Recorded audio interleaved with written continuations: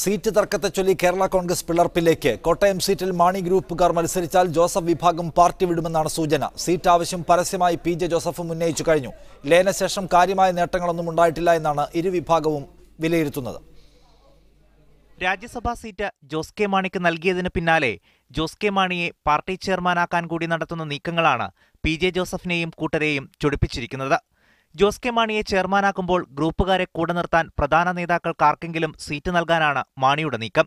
എന്നാൽ ലയനത്തിന് ശേഷം കാര്യമായ നേട്ടങ്ങളൊന്നും ലഭിച്ചിട്ടില്ലെന്ന് പറഞ്ഞാണ് പി.ജെ. ജോസഫ് എതിർപ്പ് ശക്തമാക്കിയിരിക്കുന്നത്. അതുകൊണ്ട് തന്നെ ലോക്സഭാ സീറ്റ് തങ്ങൾക്ക് തന്നെ വേണമെന്ന വാശിയിലാണ് ജോസഫ് വിഭാഗം.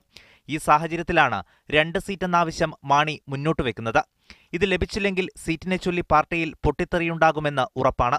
ഞങ്ങൾ ആരെയും തീരുമാനിച്ചല്ല, ശരത്കുന്ന് സമ്മേളനം തീരുമാനിച്ചതനുസരിച്ചാണ് ജോസ് കെ മാണി ഇപ്പോൾ കേരള യാത്ര നടത്തുന്നത്. തനിയുമല്ല, ശ്രീ പി.ജെ. ജോസഫ് തന്നെയാണ് കേരള യാത്ര ഉദ്ഘാടനം ചെയ്തിരിക്കുന്നത്. കേരള കോൺഗ്രസിൽ പിളർപ്പുണ്ടായാൽ ജോസഫ് വിഭാഗത്തെ LDF-ലെത്തിക്കാനുള്ള നീക്കങ്ങളും ഇതോടെ ആരംഭിച്ചിട്ടുണ്ട്. ജനാധിപത്യ കേരള കോൺഗ്രസ് ജോസഫ് വിഭാഗത്തെ സ്വാഗതം ചെയ്ത് രംഗത്തെത്തുകയും ചെയ്തു. ജോസഫ് സാറ് പണ്ട് ഇടതുപക്ഷ ജനാധിപത്യത്തിൽ ഉണ്ടായിരുന്നയാളാണ്.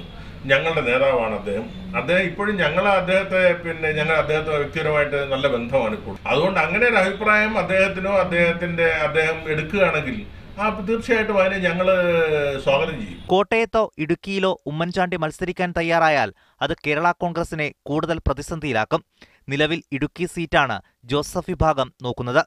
കോട്ടയം മാത്രമേ നൽകാനാകൂ എന്ന് UDF പറഞ്ഞാൽ അത് കേരള കോൺഗ്രസിനുള്ളിൽ വലിയ പൊട്ടിത്തെറികൾക്ക് കാരണമാകും. മീഡിയ 1 കോട്ടയം.